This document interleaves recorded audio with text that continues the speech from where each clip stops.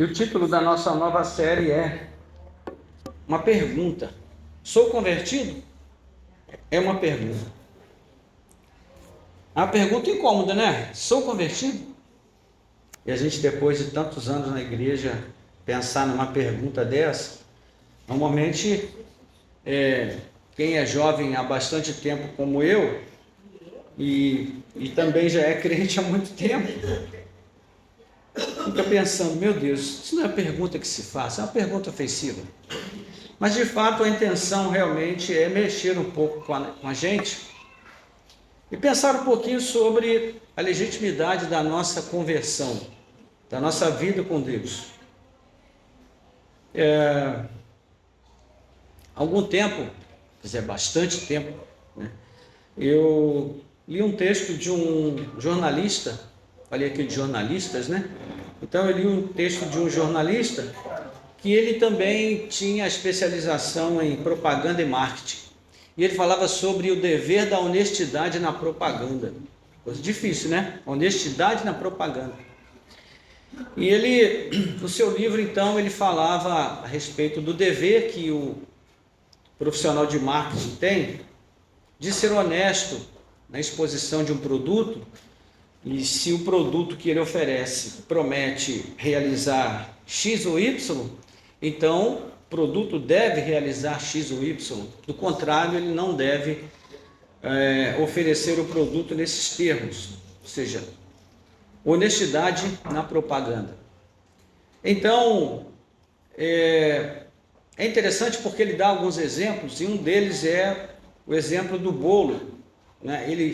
Ele coloca esse exemplo, que é muito simples, mas ajuda bastante a gente entender com facilidade o conceito que ele quer elaborar, né? Ele fala que o bolo não é definido pelo glacê, nem pelos enfeites, nem pela vela, né? E nem pelos seus contornos. O bolo é definido pelo seu recheio. E por mais que ele seja bem ornamentado, por mais que ele tenha um belo glacê, por mais que ele tenha belos contornos e muitos enfeites, ele só vai ser aprovado se ele tiver recheio. Então ele fala que a propaganda tem que funcionar dessa maneira. A propaganda ela tem que se preocupar mais com o recheio do que com o glacê, né?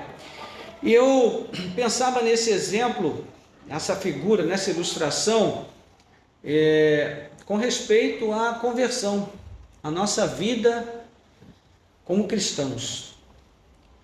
Porque, de fato, o que nós temos percebido nesses últimos tempos é que existe muito glacê e pouco recheio na igreja, né? Se a gente puder resumir dessa forma, eu acho que é uma boa maneira da gente resumir essa falta de legitimidade na vida cristã no mundo, não é só no Brasil não, no mundo inteiro. E por isso, essa crise de verdade, essa crise de legitimidade na conversão das pessoas, na sua experiência de vida com Deus, tem tirado também a legitimidade do próprio discurso da igreja, né?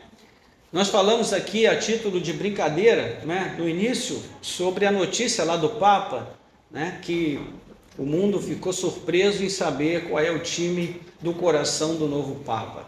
É uma notícia que aparentemente não tem nada de mais, mas no bojo dessa notícia vai um conceito. O conceito de que a coisa importante a ser sabida a respeito do novo Papa é o time pelo qual ele torce.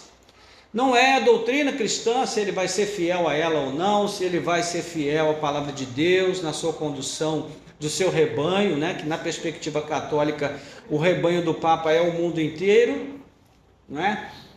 Então essas coisas já não são mais notícia, porque não interessam mais a ninguém, não importam mais a esse mundo. O mundo quer saber de coisas engraçadas, de coisas que possam entreter, de coisas que possam distrair, não é? E então, infelizmente, os meios de comunicação hoje se transformaram nesses veículos de entretenimento e engajamento político, como nós falamos, lamentavelmente. E isso mostra também uma faceta do cristianismo que vem sendo percebida com mais clareza a cada dia mais. Ou seja, o cristianismo também perdeu a sua relevância no mundo. Nós vivemos um mundo pós-cristão hoje.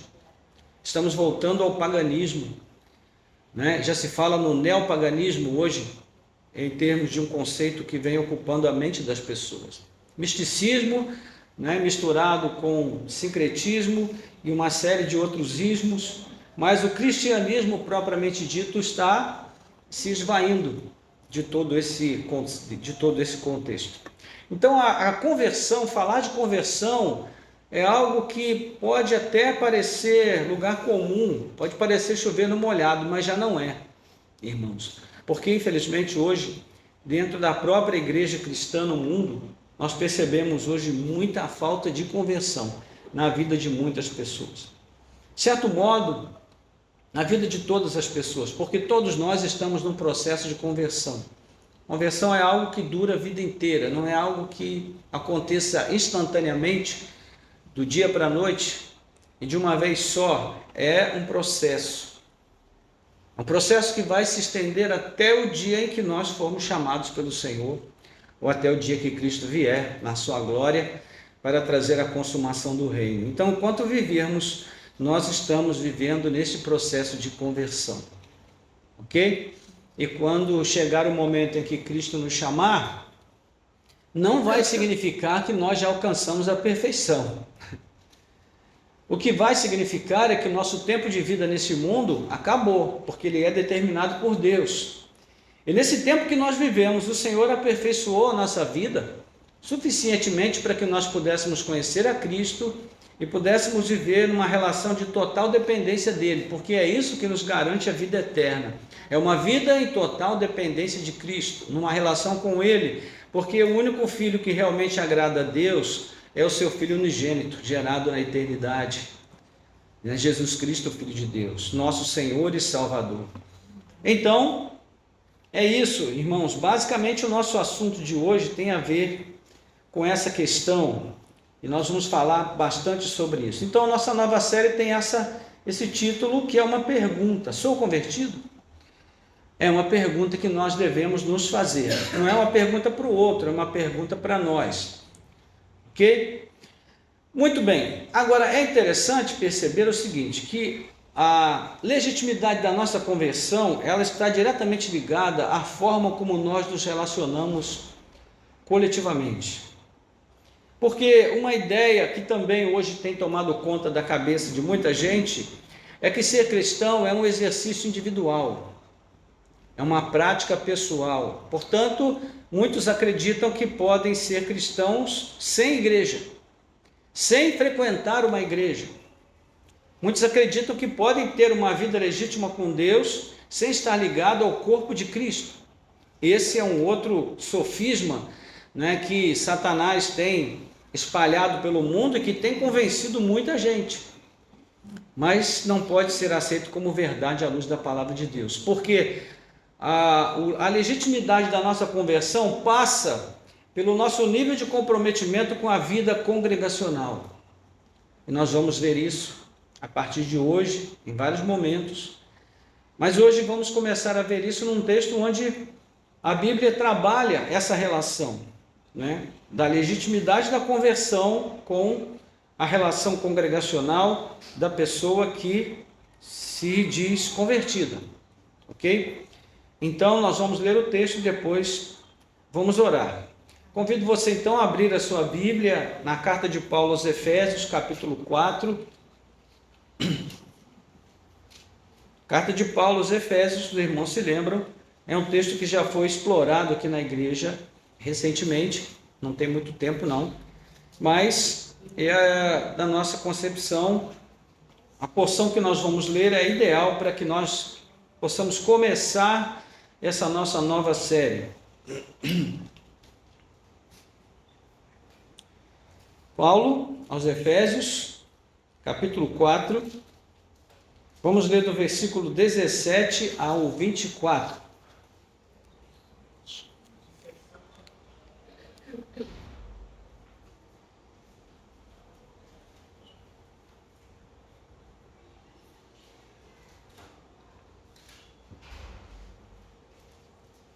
Chegaram lá?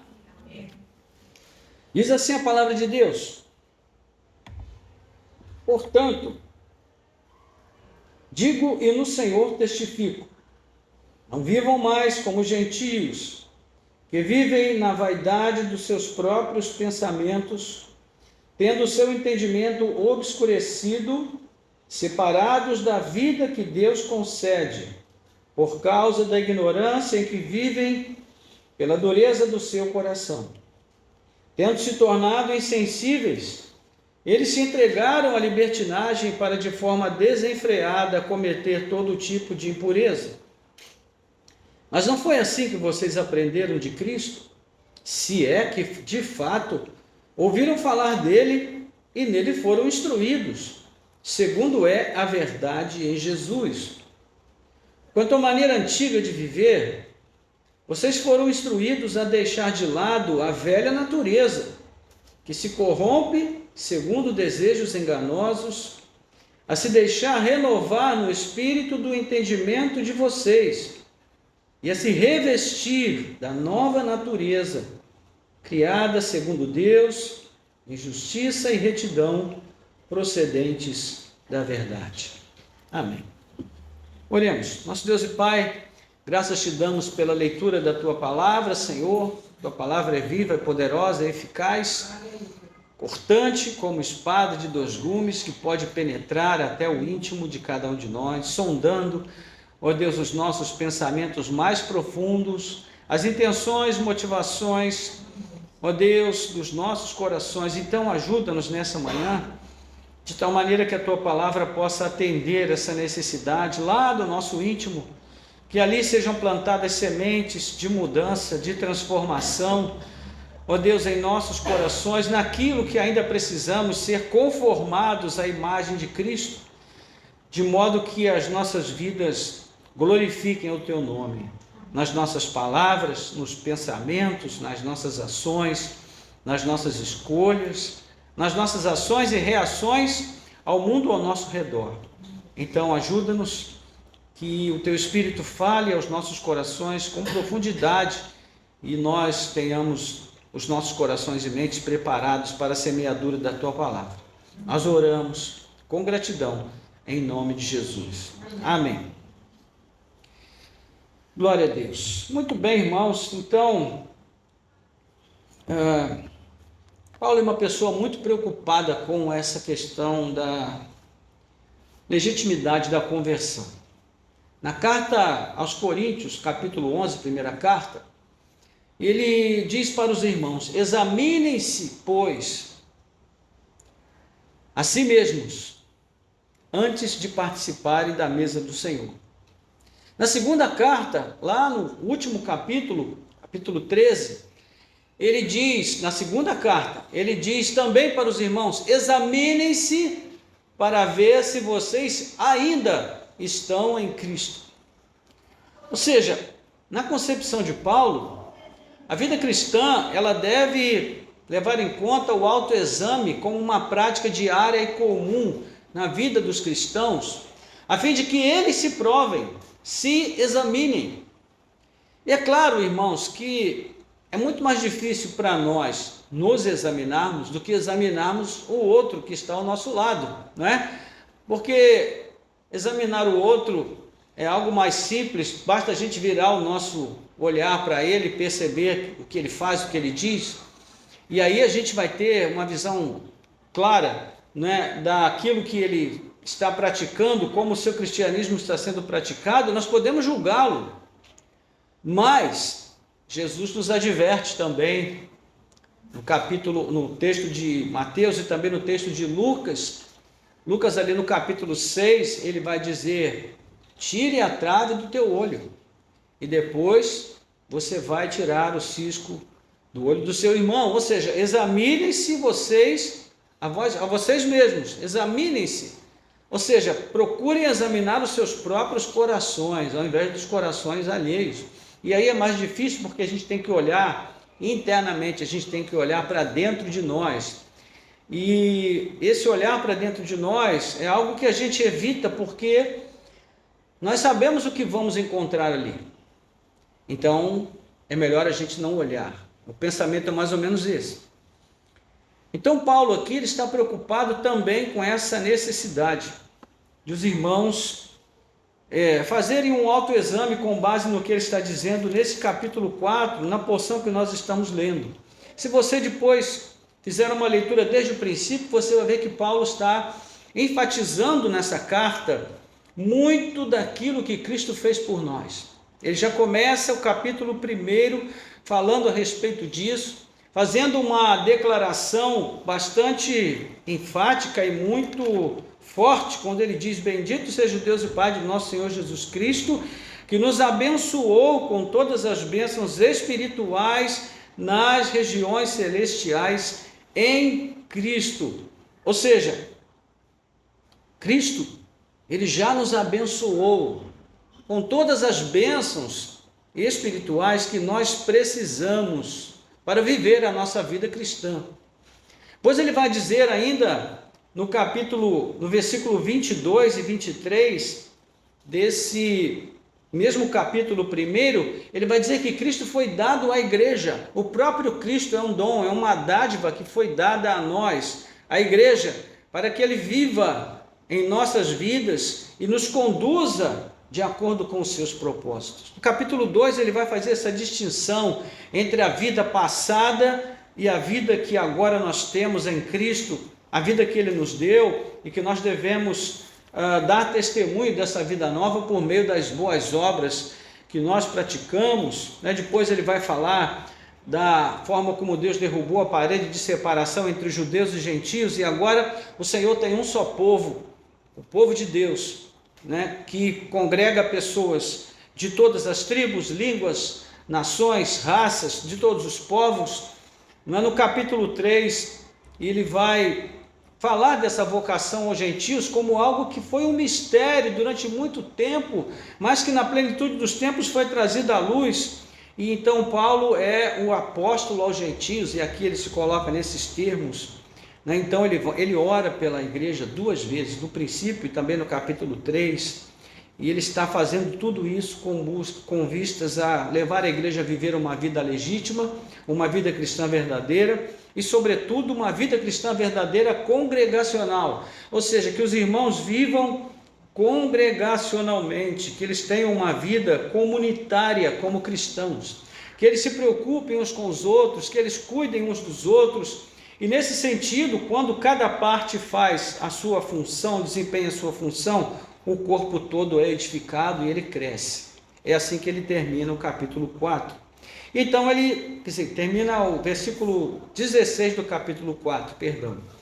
Então é nesse contexto que entra o nosso verso 17 do capítulo 4, onde ele começa dizendo: isto, portanto, digo e no Senhor testifico, não vivam mais como os gentios, que vivem na vaidade dos seus próprios pensamentos, tendo seu entendimento obscurecido, separados da vida de Deus, que Deus concede por causa da ignorância que vivem pela dureza do seu coração. Então veja, Paulo aqui está falando sobre uma situação extrema. Ele está falando sobre a possibilidade de os cristãos, depois de convertidos, voltarem à sua vida pregressa, ou seja, às práticas da sua vida pregressa, da sua vida antes de vir para a igreja e de se renderem ao senhorio de Cristo.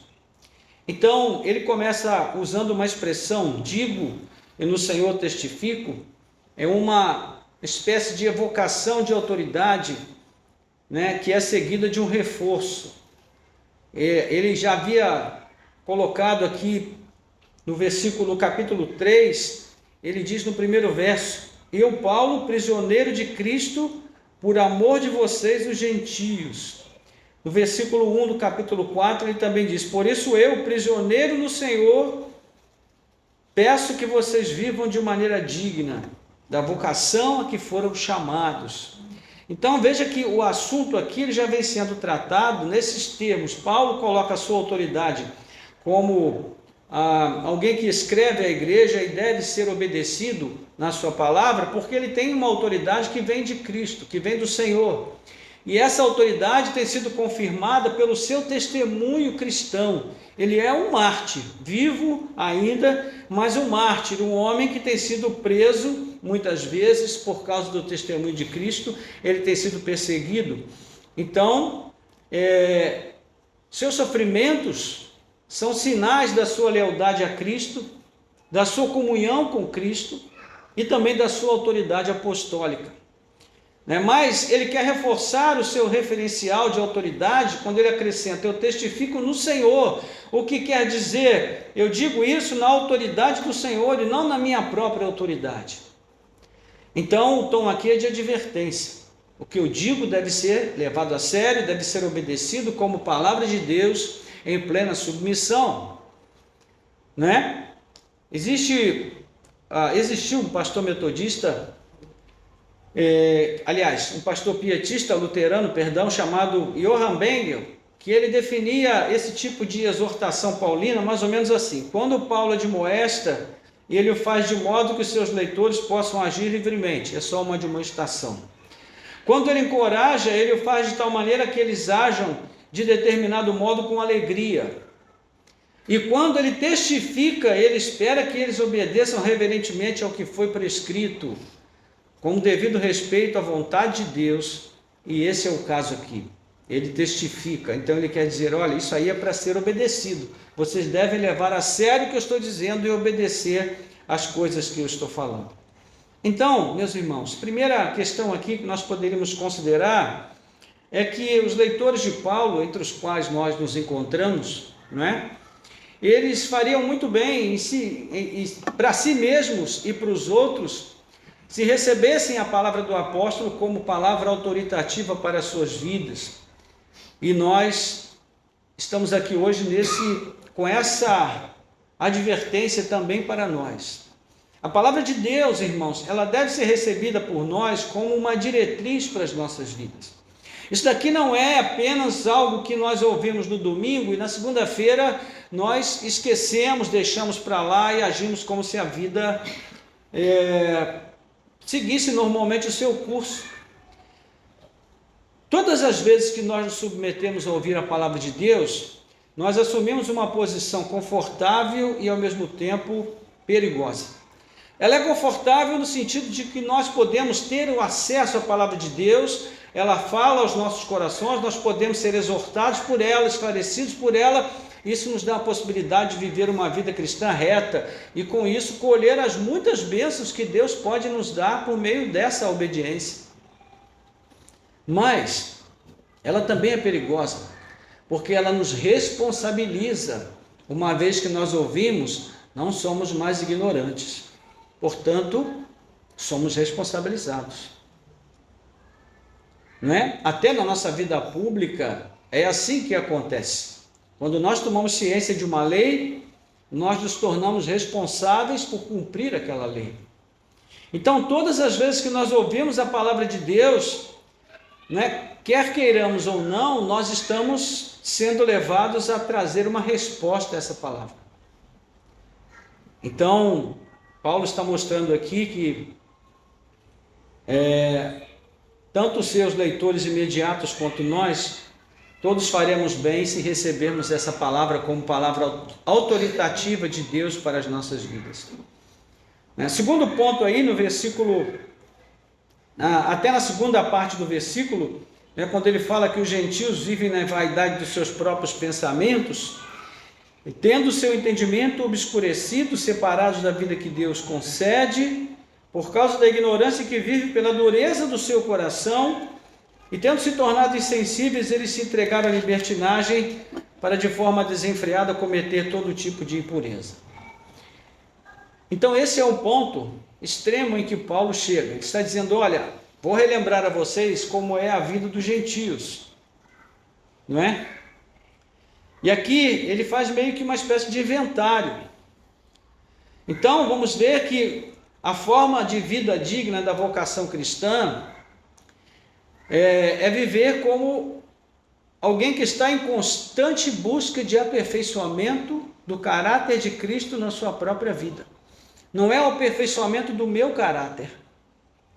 O livro que nos serve de base aqui para essa para essa nova série, que é o livro Conversão, de Michael Lawrence, ele trabalha esse ponto de uma maneira muito interessante. Ele coloca o exemplo de um pai que era pastor, na ocasião, o livro já foi escrito há um certo tempo, e então esse pai tinha 2 filhos, e ele tinha preocupação porque os filhos não frequentavam a igreja, não tinham nenhum compromisso congregacional, mas ele dizia para o autor do livro, ele dizia, olha, mas eles são bons meninos, eles não bebem, não fumam, não vão a festas profanas, de vez em quando eles saem com os amigos, vão aqui, vão ali e tal, né, participam de alguma coisinha aqui ou coisinha ali, mas nada que comprometa, eles não falam nome feio, não falam palavrão, são muito respeitadores, são pessoas muito agradáveis.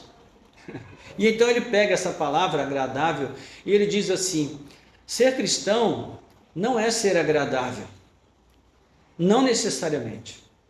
Não basta ser agradável para ser convertido. Ser convertido e ser agradável são 2 coisas diferentes. Na verdade, de acordo com a palavra de Deus, quando nós somos realmente convertidos, muitas vezes nós vamos ser desagradáveis, porque nós vamos nos posicionar diante de certas situações na sociedade, em que para a sociedade são coisas normais, e para nós nos parecerão coisas reprováveis, e nós vamos nos esquivar de participar daquilo. Isso é ser convertido. Mas aquelas pessoas que estão lá vão dizer, nossa, ele é muito desagradável. Então, ele mostra que se nós pudermos ser cristãos verdadeiros, verdadeiramente convertidos, e sermos agradáveis, ótimo, maravilhoso. Mas se nós, pela preocupação de sermos agradáveis, não mostrarmos verdadeira conversão e mudança nas nossas vidas, ser agradável não vai nos adiantar de nada.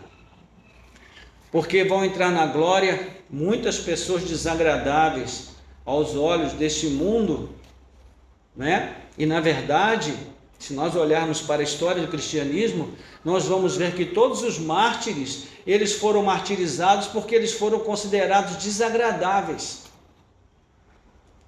A sociedade não podia lidar com esse tipo de pessoa que está o tempo todo chamando a gente à conversão, ao arrependimento de pecados. Não, isso ofende, isso machuca.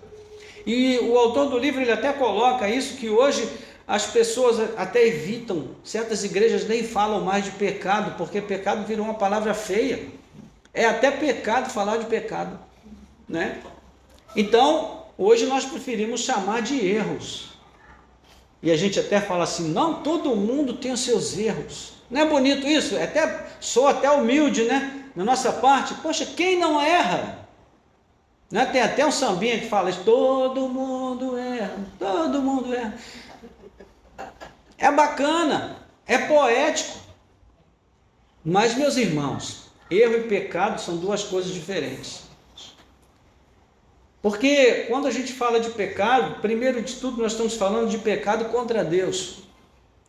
E se nós estamos vivendo num estado confortável em relação à questão do pecado, nós estamos vivendo numa situação desconfortável para com Deus, imprópria. Porque sim, somos pecadores e nunca passaremos 1 hora das nossas vidas sem pecar, nem 1 minuto. Se não for por palavras, será por pensamento, será por obras, mas estamos sempre pecando. No entanto, pecado deve ser algo que nos incomoda, que não nos faz bem, que nos entristece, que faz mal à nossa alma, que nos leva ao choro, às lágrimas de contrição, de arrependimento aos pés do Senhor. Porque se não for assim, talvez signifique que nós realmente nunca nos convertemos, nunca começamos o processo de conversão em nossas vidas. Então é nesse sentido que o autor coloca essa questão do agradável. Agradável não significa necessariamente convertido.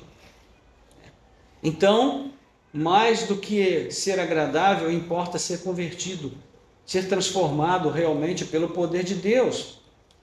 E nós vamos ver isso daqui, né, que a forma correta de viver a vida cristã é viver para agradar a Deus, para glorificar a Deus, é imitar a Cristo. Então Paulo começa dizendo aqui, do ponto de vista negativo, não mais como gentios. Observe que ele faz uma advertência para uma igreja cristã. Ele não está falando para gentios, no sentido, ele não está falando para impenitentes, ele não está falando para pessoas não crentes, ele está falando para crentes, para uma igreja. E ele diz, não vivam mais como gentios. Ou seja, antes sim, vocês eram gentios, e seria natural esperar que vocês pensassem, falassem, agissem como gentios, mas agora não mais. Ou seja, existe aqui um antes e um depois. São dois tempos distintos das nossas vidas que precisam ser diferentes nesses dois tempos.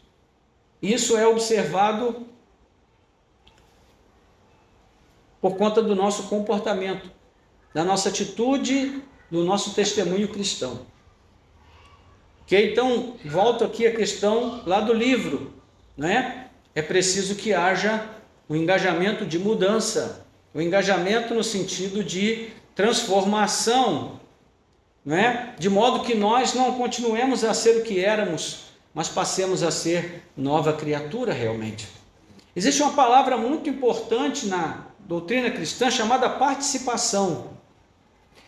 Porque a maneira que nós temos de viver de modo agradável a Deus não é a nossa capacidade moral, intrínseca, natural, de fazermos o que é certo, porque isso não existe mais. O pecado tirou de nós essa capacidade de fazer o que é certo, de viver uma vida reta, voltado para a retidão o tempo todo. É possível que em algumas pessoas a gente perceba isso por conta da graça comum de Deus, que muitas vezes alcança corações de pessoas que, mesmo antes de serem cristãs, já têm essa tendência de fazer as coisas certas, mas ainda assim, lá no íntimo, sempre existe a possibilidade, em caso de uma necessidade, de sair da lei e andar à margem da lei, do que é real, do que é correto, do que é verdadeiro, do que é puro, do que é justo. Mas quando nós recebemos Cristo em nossas vidas, com Ele nós recebemos todos os benefícios que Ele alcançou para nós na cruz do Calvário, na sua vida, na sua morte e ressurreição, na sua ascensão em glória, e o fato de Ele estar assentado à direita de Deus, nós participamos de todas essas bênçãos, e é na nossa participação em tudo isso que nós podemos agradar a Deus. Quando nós participamos da vida obediente de Cristo ao imitá-lo, quando nós participamos da sua morte na cruz, quando nós participamos da sua ressurreição, então sim, nós estamos vivendo uma vida que agrada a Deus, não por nós, mas por Cristo. Então aqui, irmãos, não é uma questão moralista não, nem legalista. A questão aqui é uma questão de identificação com Cristo e de participação naquilo que Ele fez por nós. O nosso louvor só é aceito por Deus porque nós participamos do louvor de Cristo ao Pai. Nossa obediência só pode acontecer se nós imitarmos a vida obediente que Cristo teve nesse mundo. E o nosso cristianismo só será real se ele tiver essa identificação clara com Cristo. Cristo precisa ser visto em nós.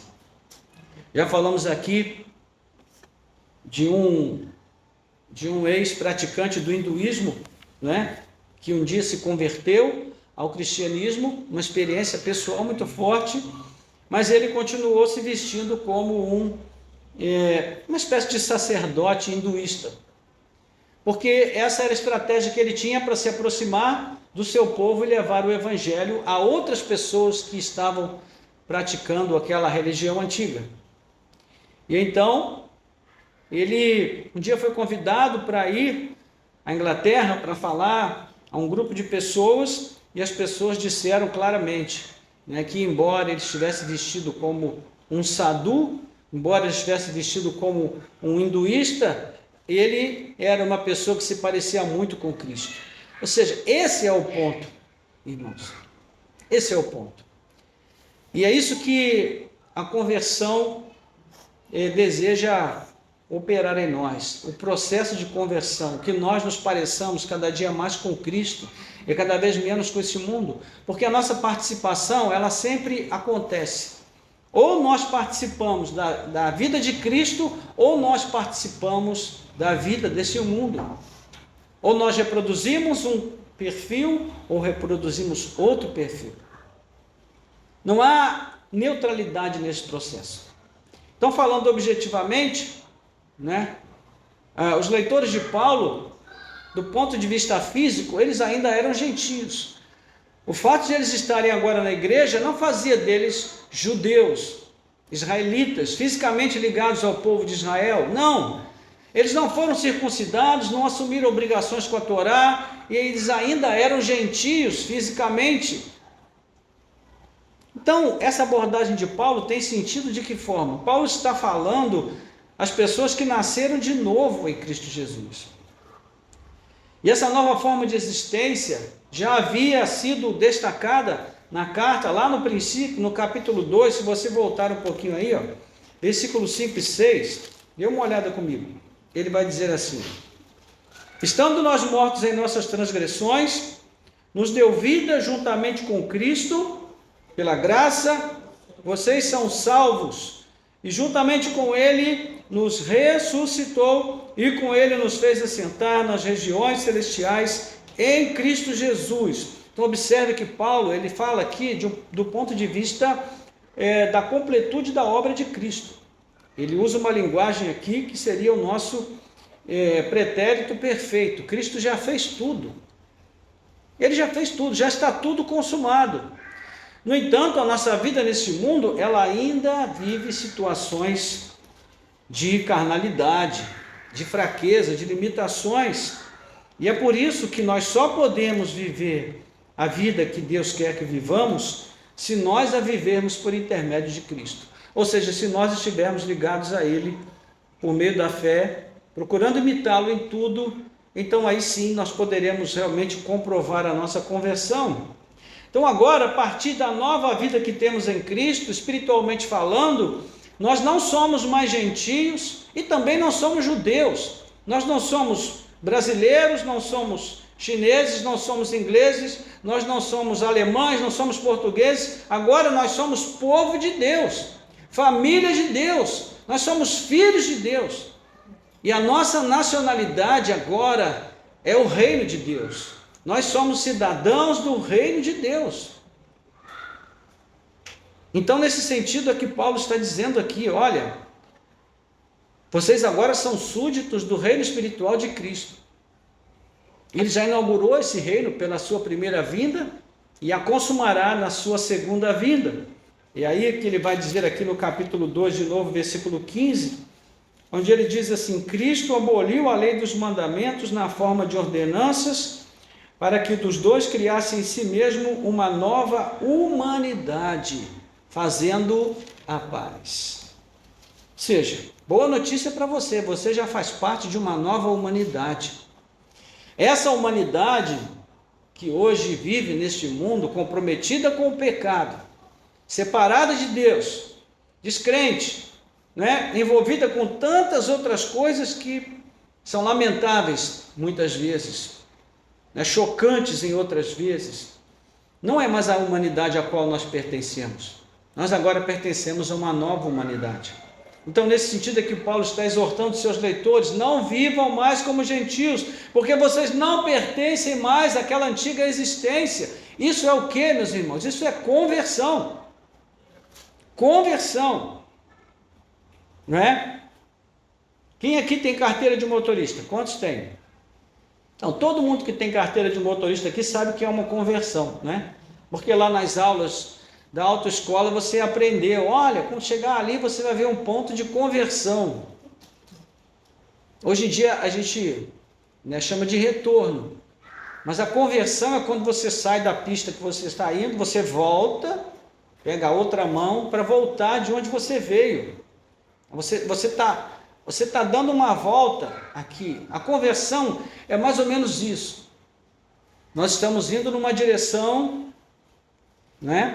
Só que nesse caso nós não vamos voltar para onde viemos.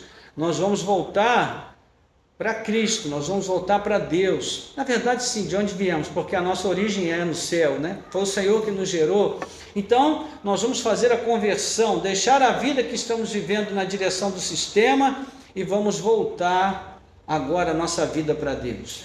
É uma conversão, é uma mudança de vida, uma mudança de caminho. É esse o sentido da palavra arrependimento. Não, então, aqui entre os dois conceitos fundamentais da vida cristã, a conversão e a participação, porque nós só podemos ter essa atitude de obediência se for em Cristo, porque em nós não temos a capacidade moral, a vontade necessária para que isso aconteça naturalmente. Então, o que Paulo está dizendo aos Efésios é basicamente o seguinte: vocês precisam se converter de verdade.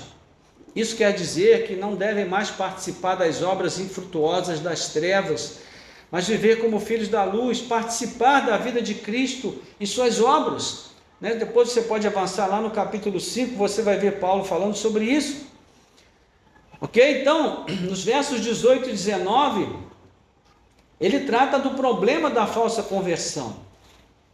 Nós vamos falar um pouquinho mais sobre isso depois, mas aqui ele já trata disso. Quando ele mostra, fazendo o inventário aqui da vida velha dos gentios, ele mostra que o que significa viver como gentio, o significado de uma vida vivida como gentio, ela não tem nada a ver com a nossa nova humanidade. São duas coisas muito diferentes e a gente precisa ter isso claro, irmãos. Porque, especialmente no mundo que a gente vive hoje, essas coisas estão muito misturadas, estão muito confusas. E às vezes está difícil a gente saber quem realmente é cristão e quem não é. E há 4 problemas principais com os gentios, e que os categoriza como gentios, como pessoas que não conhecem a Deus. Primeiro, Paulo fala da vaidade e futilidade dos pensamentos. O adjetivo aqui quer falar de algo vazio, oco, infrutífero, inútil. Na lenda judaica, na literatura judaica, esse mesmo adjetivo foi usado algumas vezes para se referir aos ídolos. Aí sim, as lendas, os mitos de falsos deuses. Em Jeremias 2,5, por exemplo, o profeta adverte o povo de Israel que se afastou do Senhor para adorar os ídolos, sem valor. Assim como tornaram-se sem valor para Deus todos aqueles que se voltaram para esses ídolos. Então Paulo enfatiza aqui que a mente vazia, esse modo tolo, insensato, em que vivem os gentios apartados de Cristo, essa não é a vida cristã. Então, mesmo reconhecendo a grandeza e a excelência das coisas criadas, essas pessoas não se voltam para Deus e não dão louvor a Deus. Antes elas adoram a criatura. Romanos 1, Paulo vai falar sobre isso. Não é? Então, quando as pessoas olham para o céu, quando elas olham para o céu e veem uma noite estrelada, não é? Belíssima, grande parte da população desse mundo, ao fazer isso, se é que faz, porque hoje em dia está até difícil para as pessoas olharem para o céu, ao invés de elas adorarem a Deus, dizer: Senhor, bendito seja o teu nome por esse céu maravilhoso que eu estou vendo agora. As pessoas pensam assim: que noite linda, vamos para a balada, né? Vamos aproveitar a vida, porque a vida é curta. Ou então as pessoas dizem: esse céu é maravilhoso, esse céu é divino. E as pessoas começam então a adorar as estrelas, a lua, os astros. Elas procuram saber qual é o horóscopo do dia para ver qual é a orientação para a sua vida. Ou seja, ao invés de adorarem a criatura, o Criador, elas adoram o que Deus criou. O entendimento obscurecido também, que ele fala, a escuridão, ela é muito usada na Bíblia como uma linguagem como sinônimo de ignorância. E além de ter a sua mente obscurecida, dominada por pensamentos inúteis, os gentios são alienados de Cristo também, porque têm o seu entendimento obscurecido. E esse processo ocorre tanto na indisposição humana, natural contra Deus, quanto por influência de um agente bem conhecido, que já foi mencionado lá no capítulo 2, versículo 2, não é? Onde Paulo vai falar do príncipe deste mundo, que obscurece o entendimento das pessoas. Em outra carta, em 2 Coríntios 4, 3 e 4, ele fala que Satanás obscureceu o entendimento das pessoas para que elas não possam enxergar a Deus, né, se chegarem a Cristo e receberem a iluminação espiritual em suas mentes. Então essa ignorância dos gentios, ela acontece para que eles sejam constantemente mantidos incapacitados de elevarem seus pensamentos e corações para Deus. Mas isso não impede isso não os impede de pensar criativamente para criar o que é fútil, o que não glorifica a Deus, né? Meios que são sempre originais de pecar através de novas formas. Então veja que é um pensamento distorcido da realidade que aponta para Deus. É isso que Paulo chama a atenção.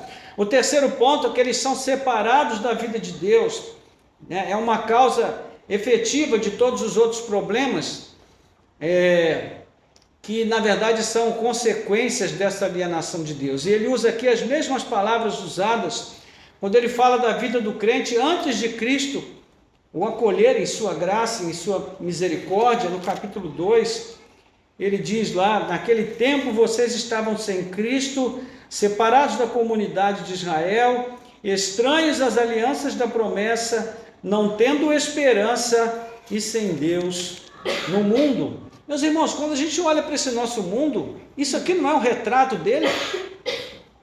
As pessoas vivem nesse mundo sem esperança, sem Deus, sem a graça especial de Deus operando em suas vidas. E observe que nessa alienação, né, o mundo e todos aqueles que vivem nele estão privados da vida que Deus prometeu ao povo da aliança. Se você depois ler em Deuteronômio 30, você vai ver que é uma vida de alegria, de bem-aventurança. Então, quando o homem escolhe a Deus, ele escolhe a vida. O oposto disso também é verdadeiro. Se ele rejeita a Cristo, ele escolhe a morte.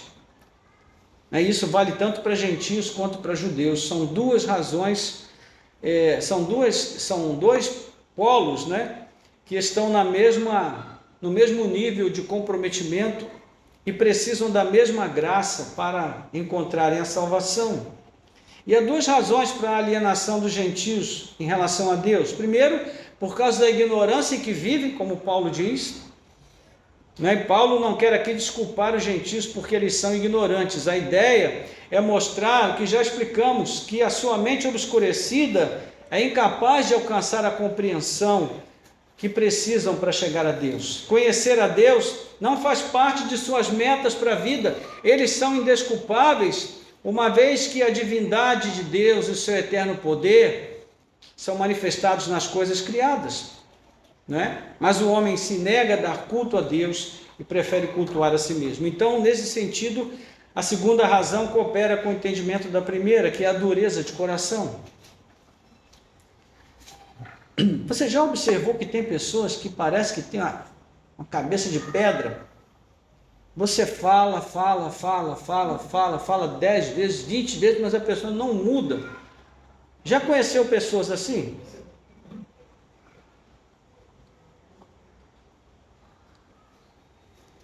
Você fala assim: olha, você me desculpa, mas eu tenho que ser bem sincero com você. Vou te falar, vai doer, mas você vai te fazer bem.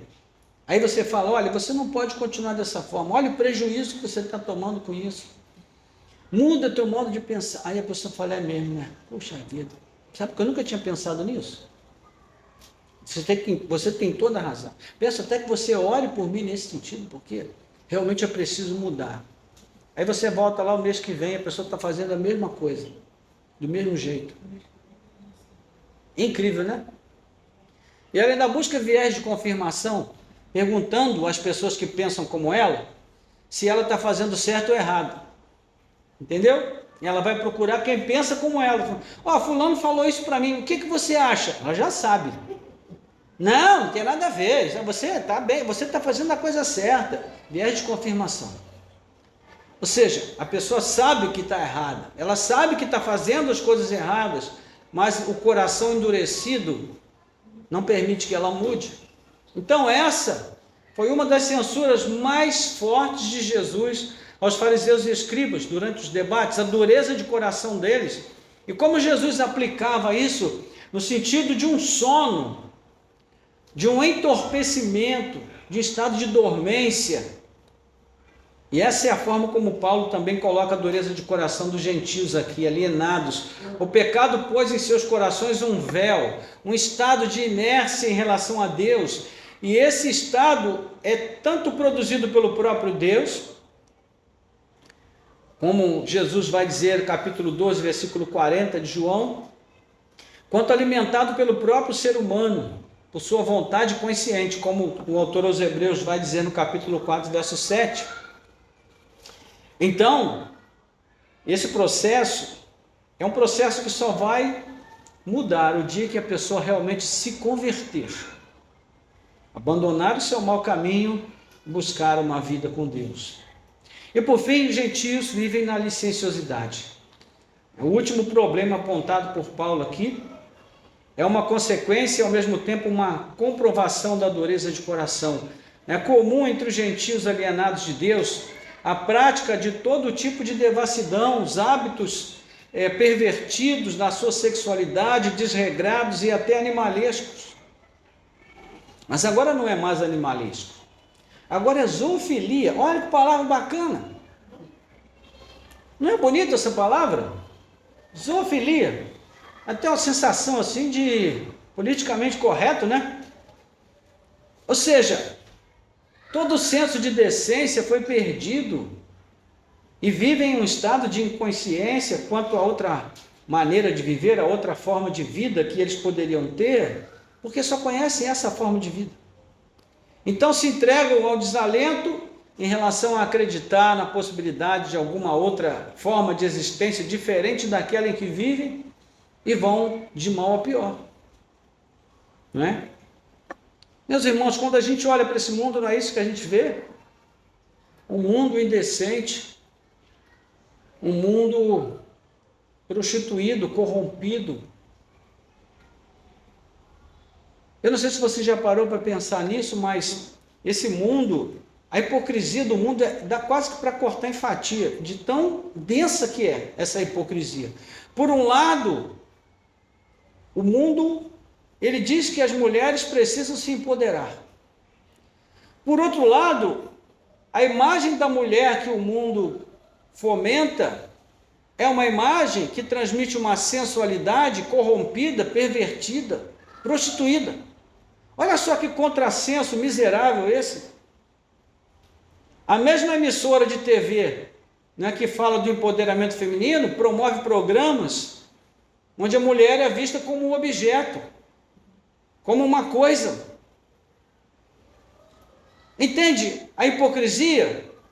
Mas aí, só é hipocrisia quando é para nós, que estamos aqui do lado dos conservadores, né? Ignorantes, que não têm instrução, não têm conhecimento de nada, que só falam bobagem. Mas quando é do lado do sistema, então existem outras formas de linguagem para descrever esse comportamento, né? É um comportamento de uma pessoa moderna, liberada, que pode fazer da sua vida o que bem quiser. Ora, mesmo que diminua a pessoa. Então percebe a hipocrisia do sistema? É esse sistema que Paulo está descrevendo aqui. Ele faz um inventário desse mundo perdido, que obedece essa espiral descendente do ponto de vista moral, espiritual, até do ponto de vista da própria humanidade da pessoa, né? Os pensamentos fúteis que alimentam e se alimentam no entendimento obscurecido, essa condição de ignorância espiritual que promove tudo aquilo que separa o homem de Deus e mergulha a pessoa numa forma de vida miserável. E essa forma de vida do homem natural, da vida sem Cristo, vivida no primeiro Adão, é em busca de constante confirmação para viver essa autonomia em relação a Deus. É disso que Paulo está dizendo. Vocês precisam sair disso. Vocês têm que abandonar esse negócio, largar esse sistema. Vocês não pertencem mais a esse sistema. Isso, meus irmãos, é conversão. É uma mudança de lado. É assumir um lado. Então, aqui já partindo para a conclusão da nossa reflexão, né? Já segunda parte conclusiva. Essa é a forma de vida em que nós todos vivíamos antes de conhecer a Cristo, meus irmãos. É interessante observar como Paulo aqui vai mostrar com muita clareza a urgência e a gravidade do apelo que ele faz. Simplesmente não pode mais existir essa instabilidade, essa inconstância nos nossos pensamentos. Como dizia Josué, vocês não podem cochear entre dois pensamentos. Cochear é ficar mancando para lá e para cá, né, sem ter firmeza no passo. Se vocês querem servir a Deus, então sirvam a Deus. Se vão servir a Baal, sirvam a Baal. Mas tomem uma posição. Então, né, como já citamos aqui diversas vezes a frase de Dostoiévski, se Deus não existe, tudo é permitido. Esse é o mundo dos gentios. É um mundo em que Deus não existe. Então tudo é permitido. Ok? Então Paulo vai passar aí para o penúltimo ponto, que é versículo 20 e 21. Mas não foi assim que vocês aprenderam de Cristo, se é que de fato ouviram falar dele, e nele foram instruídos segundo é a verdade em Jesus. Quanto à maneira antiga de viver, vocês foram instruídos a deixar de lado a velha natureza, que se corrompe segundo desejos enganosos, e a se deixar renovar o espírito do entendimento de vocês, até o verso 23. Do que é que Paulo está falando? Conversão. Deixar e tomar. Deixar e tomar. Também não dá para somente deixar sem tomar. Isso daqui é como na guerra, né? A estratégia de qualquer exército na guerra é vencer e ocupar. Vencer e ocupar. E assim você vai empurrando a tropa inimiga para fora do território de onde você quer expulsá-lo. Mas se você vencer e não ocupar aquele território, o inimigo vai voltar e vai tomar de volta. Não é? Jesus fala sobre isso, sobre essa questão de nós vigiarmos para que não sejamos novamente arrastados para o caminho de onde viemos. Então o comportamento cristão, irmãos, ele vai na contramão desse caminho dos gentios. Ele mostra um contraste entre a mente do homem sem Deus, que tem características que são muito claramente descritas aqui, destrutivas, autodestrutivas, e o caminho da pessoa que está vivendo com Cristo. Mas não foi assim que vocês aprenderam de Cristo.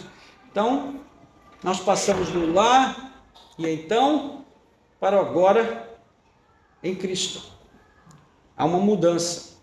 E essa mudança precisa ser observada também na nossa forma de pensar, na nossa forma de agir. Veja que Paulo usa aqui um termo muito importante, que é o termo do aprendizado. Não foi assim que vocês aprenderam.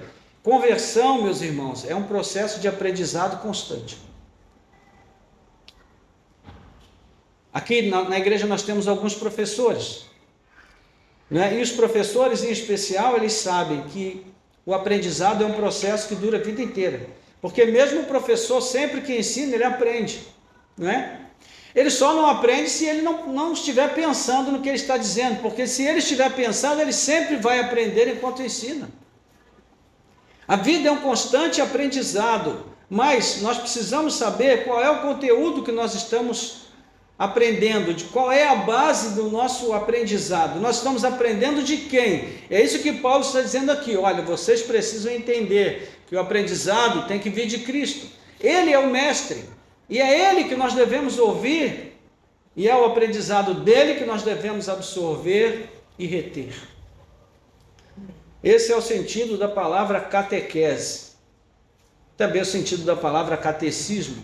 Quando a gente fala de catecismo na igreja, o pessoal já logo franze, né, o senho, pensando, meu Deus, vamos virar católicos.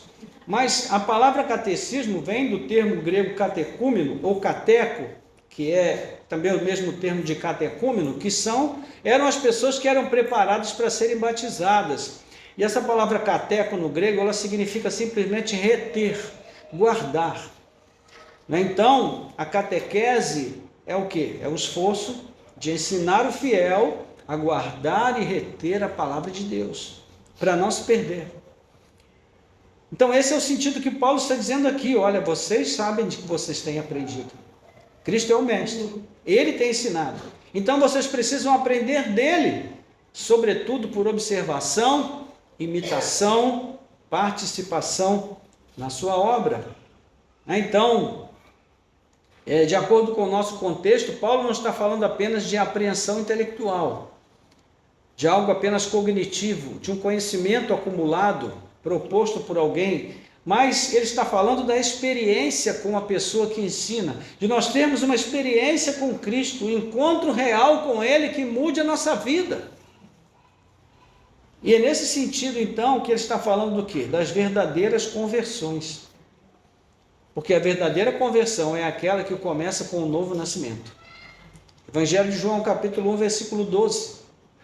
Ele diz, vocês agora são filhos de Deus. Vocês foram regenerados para serem filhos de Deus, e não foi pela vontade da carne, pela vontade do homem, nem pela vontade da mulher, mas pela vontade e o propósito de Deus. Amém. Vocês foram regenerados em Cristo, então agora são nova criatura. As coisas velhas passaram, e eis que tudo se fez novo. Ou seja, verdadeira conversão, irmãos, precisa partir desse pressuposto. Não pode ser como era, não pode continuar sendo da forma que era, agora tem que ser diferente. E a pessoa do Cristo vivo, então, foi revelada aos leitores dessa carta, e foi revelada a nós, no intuito de nos mostrar agora o caminho novo, uma participação nova, na vida de alguém que é, ao mesmo tempo, a nossa referência, o nosso mestre, o nosso Senhor, o nosso Salvador, o nosso Redentor, não é? O autor e consumador da nossa fé e a nossa própria vida, quando ele vive em nossos corações, conforme o capítulo 3, versículo 17, onde Paulo vai dizer aí, olha, e assim pela fé que Cristo habite no coração de vocês, estando vocês enraizados e alicerçados em amor. Olha que ele fala de raiz e de alicerce. Todo mundo sabe que é raiz e alicerce, né? A linguagem é muito clara, né, irmãos? É a raiz que sustenta a árvore, é ela que dá a base para a árvore, e é também ela que extrai os nutrientes da terra para levar até a última folhinha da ponta do último galho. Ou seja, a nossa vida, ela só será realmente uma vida convertida e transformada se ela estiver enraizada em Cristo, no amor de Cristo, na vida dele, na sua obra, no seu testemunho, né? Então ele fala de enraizamento e também fala de fundamento.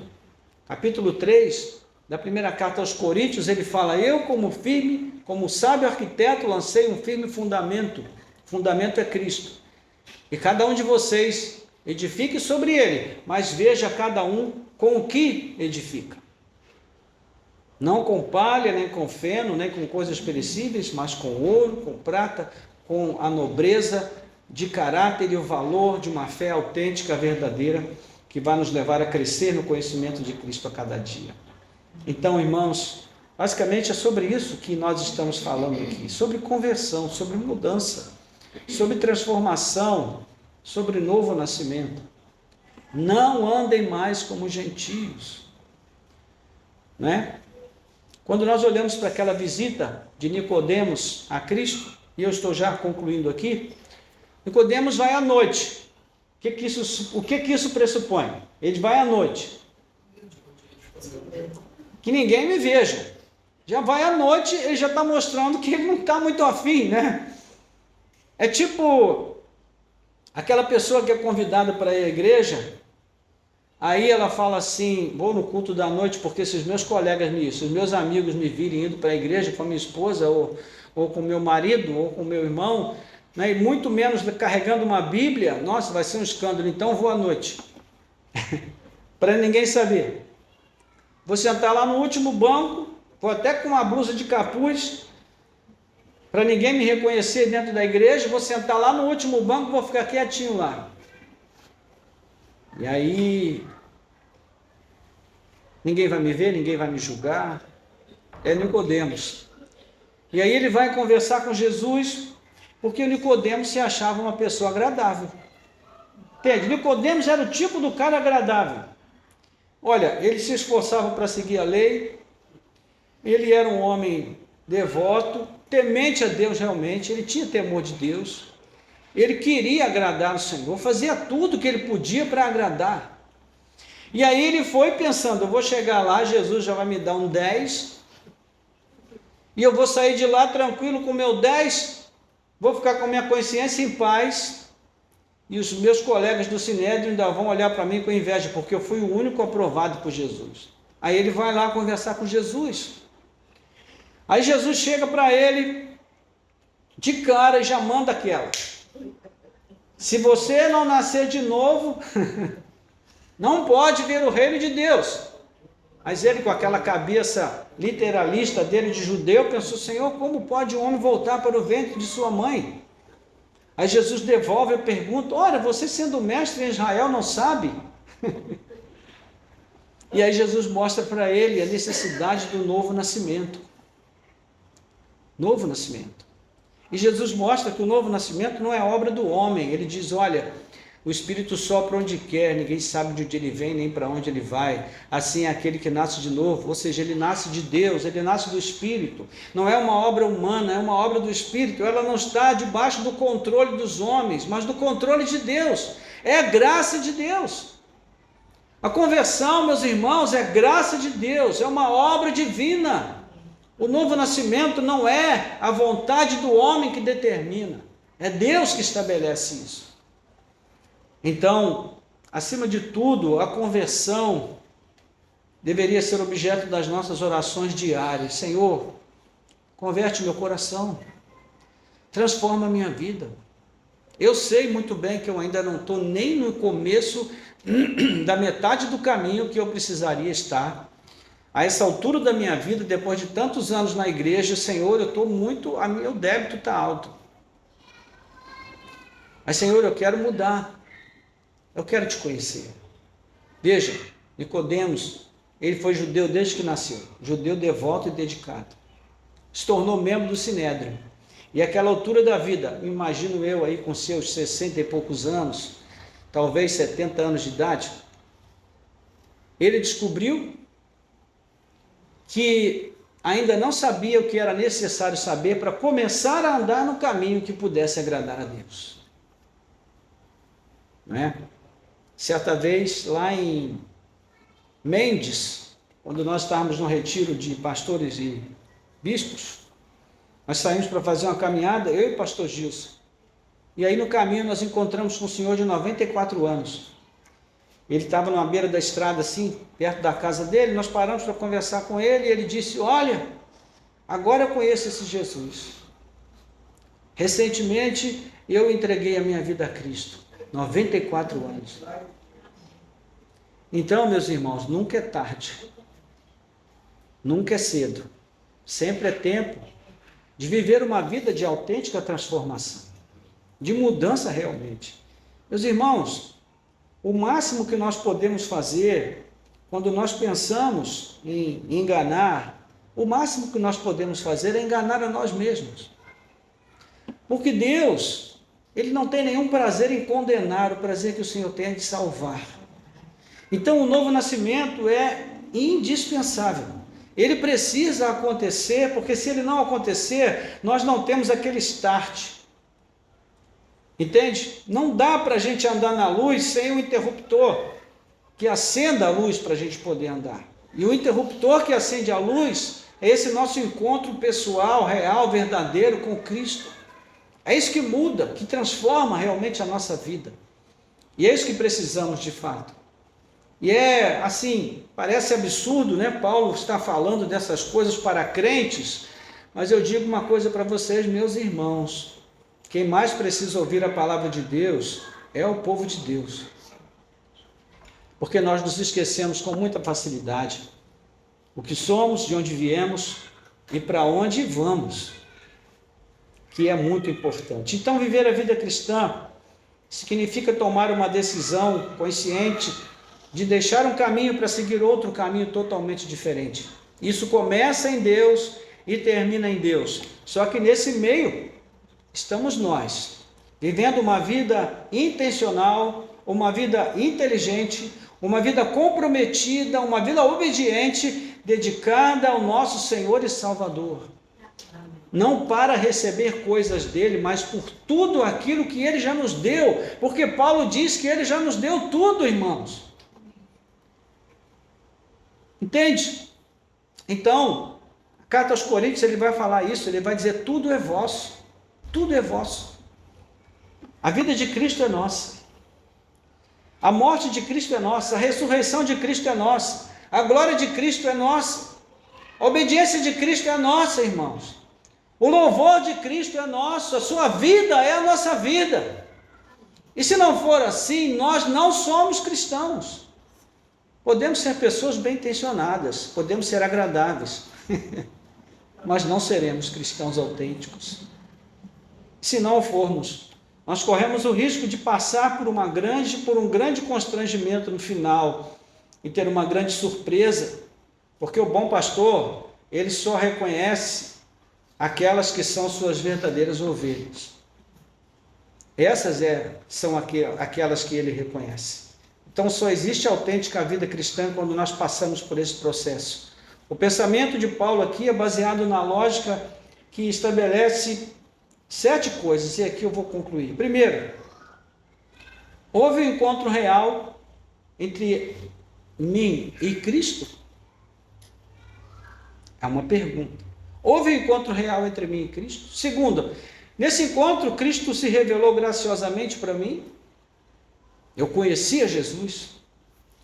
Terceiro, a pessoa em questão, que sou eu, né? Eu me arrependi sinceramente dos meus pecados e decidi deixá-los para trás. Quarto, eu tomei uma decisão livre e consciente de me render a Cristo como meu único e suficiente Salvador. Quinto, eu passei por um discipulado consistente que me mostrou a face do verdadeiro Deus em Cristo Jesus quando eu fui batizado. Sexto, eu passei a ser instruído segundo a verdade revelada por Cristo nos Evangelhos desde que eu me entreguei a Cristo. E sétimo, eu assumi o compromisso sério de viver para a glória de Deus, tendo Cristo vivendo em meu coração no Espírito Santo. São 7 questões que nós precisamos responder para nós mesmos. É uma espécie de questionário de averiguação se o nosso cristianismo é verdadeiro ou não, se nós realmente nos convertemos ou não. Então, concluindo aqui, meus irmãos, o processo de conversão de cada um de nós ainda está em curso, como falamos. Ele vai durar até o fim dos nossos dias. Jamais devemos nos cansar de aprender, de crescer e amadurecer na fé e no entendimento de Deus e do seu Filho Jesus Cristo. Então eu quero deixar para os irmãos aqui, aqueles que desejarem, quero deixar para vocês a sugestão de 3 tarefas simples. A primeira tarefa tem a ver com o que Paulo disse, porque ele começa pelo deixar, né? Então eu quero deixar para os irmãos 3 tarefas. A primeira tarefa é: deixa um pouco de lado o seu smartphone, deixa um pouco de lado as redes sociais. E eu sei que para alguns isso é mais difícil que para outros, porque hoje a nossa vida inteira ela está comprometida com o nosso smartphone. É o trabalho, é a agenda, uma série de coisas. Eu sei que isso é assim, mas ainda nesses termos, estabeleça disciplinas com as quais você consiga conviver no seu dia a dia, e pelas quais você comece a deixar de lado o seu smartphone e você comece a ler bons livros cristãos, ler a sua Bíblia especialmente, principalmente, mas também ler bons livros cristãos e orar pedindo a Deus que te leve a um caminho de transformação real. Diga para o Senhor: Senhor, eu não quero me enganar e não quero enganar os outros. Quero viver uma vida cristã verdadeira. Não uma vida que eu imaginei, mas a vida que o Senhor tem para mim. Então essa é a primeira tarefa que eu gostaria de deixar para você. A segunda tarefa que eu gostaria de deixar é a seguinte: você procurar também mudar o seu pensamento, o seu entendimento a respeito do que significa ser cristão na sua relação com a igreja, com a vida congregacional. Ok? Então pense nisso. A minha vida congregacional está relacionada à minha vida como cristão. A minha vida pessoal como cristão está relacionada à minha vida congregacional. Ou seja, o que eu faço, como Paulo colocou aqui, olha, o que vocês fazem afeta a maneira como vocês vivem com os seus irmãos e afeta os seus irmãos. Afeta os seus irmãos. Então, isso está também claro aqui no texto para nós, né? Nós vimos que o que Paulo está dizendo aqui tem a ver com o que ele disse antes no capítulo 4, a partir do verso 11 em especial. Então, meus irmãos, vida cristã é vida congregacional. Não há como viver a vida cristã sem a vida congregacional prática. E terceira tarefa que eu gostaria de deixar para os irmãos não desista da caminhada, não se deixe esmorecer. Se ao fazer esse autoexame pessoal, e é importante fazer, você perceber que você está muito longe daquilo que Cristo espera de você. Porque todos nós estamos, meus irmãos, em maior ou menor grau. Ainda precisamos avançar, e muito, para chegar perto daquilo que Cristo espera de nós. E acima de tudo, né, nesse processo, lembre-se que você não vai fazer isso porque você pode. Você só vai fazer porque Cristo pode fazer. E o que você vai fazer vai ser participar do que Cristo já fez por você. Então lembre-se, Ele venceu o mundo, Ele venceu a morte, Ele venceu o pecado, Ele venceu tudo. Isso faz de você também mais que vencedor. E torna você capaz, sim, de ser bem-sucedido nesse processo. Então não desanime, não se enfraqueça, pelo contrário, procure se fortalecer em Cristo Jesus. Na fé, na esperança em Cristo, para que você siga em frente, para que você avance. E eu espero que daqui a alguns poucos meses você possa olhar para trás e ver o seu progresso e glorificar a Deus, dizer: Senhor, valeu a pena.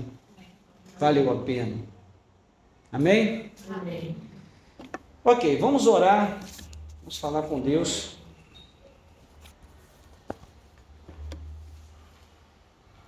Glória ao teu nome, Senhor, te damos graças pela tua palavra, Senhor, que nessa manhã nos desafia, nos chama, Senhor, a um novo modo de olhar para as nossas próprias vidas, a um novo olhar sobre a nossa própria vida como cristãos. Confessamos, ó Deus, que estamos ainda longe de alcançar, Senhor, aquele compromisso real, verdadeiro, contigo, com a tua palavra, com o teu reino. E precisamos sim avançar e crescer no conhecimento de nosso Senhor Jesus Cristo, na sua graça, na participação com Ele e por Ele. Não que nós tenhamos em nós qualquer mérito ou poder, mas no poder e nos méritos de Cristo, viver a cada dia comprometidos com o propósito de fazer aquilo que glorifica o teu santo nome.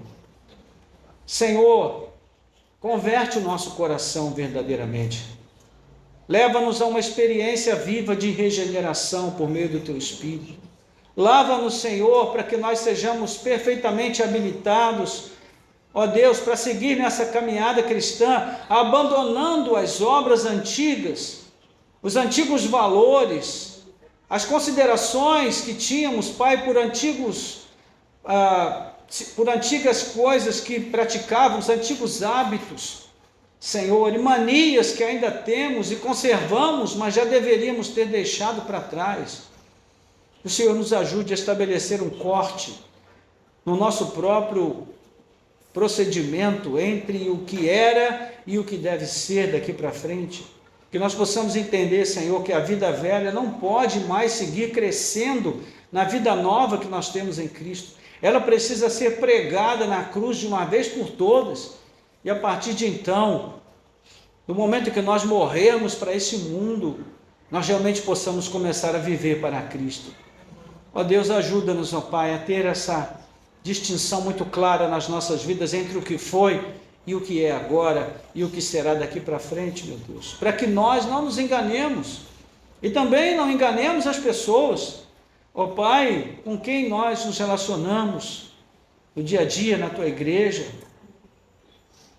Senhor, que a nossa vida seja verdadeiramente exposta, Senhor, diante de Ti nesta manhã para ser tratada, para ser curada, para ser renovada, para ser refeita, Pai, porque nós precisamos. Queremos examinar a nós mesmos, queremos olhar para dentro dos nossos próprios corações e reconhecer, Pai, que ali há muito que ainda precisa de verdade, precisa de legitimidade, precisa de mudança e de transformação. Pai, ajuda-nos a entender a urgência dessa convocação, sabermos que Teu reino está às portas. E quando o Senhor vier com poder e glória, Senhor, trazendo contigo, Senhor, a corte de anjos, arcanjos, querubins e serafins, será o momento do fim de tudo. E ali não haverá tempo, Senhor, para mudanças. Não haverá tempo, Senhor, para voltar atrás em atitudes, em manias, em hábitos, porque ali já será tarde. Nós queremos ouvir palavras de aprovação naquele glorioso dia. Portanto, ajuda-nos, ó Deus, a trabalhar para esse fim hoje, agora, aqui, neste lugar, tomando uma decisão pessoal, firme, verdadeira, ó Deus, que nos leve a esta mudança e a essa transformação. Nós pedimos a Tua bênção, Pai. Ajuda-nos a entendermos que tudo isso só será possível, não pela nossa capacidade moral, ó Deus, de caráter, pelo nosso próprio poder, mas, ó Deus, pela capacidade de Cristo, pelo poder de Cristo, pela moralidade perfeita de Cristo, pela beleza moral que Ele tem, pela sua santidade plena. É por isso que nós vamos conseguir, porque vamos imitá-lo e vamos descansar em tudo que Ele já conquistou por nós. Então, que o Senhor nos ajude a fazer o esforço necessário, entendendo que esse esforço vai nos levar apenas a participar do que Cristo fez por nós. Não somos nós que vamos conquistar, mas vamos seguir para conquistar aquilo para o que também já fomos conquistados. Então nós te pedimos, ajuda-nos, portanto, nós oramos assim com gratidão, em nome de Jesus. Amém. Amém, irmãos.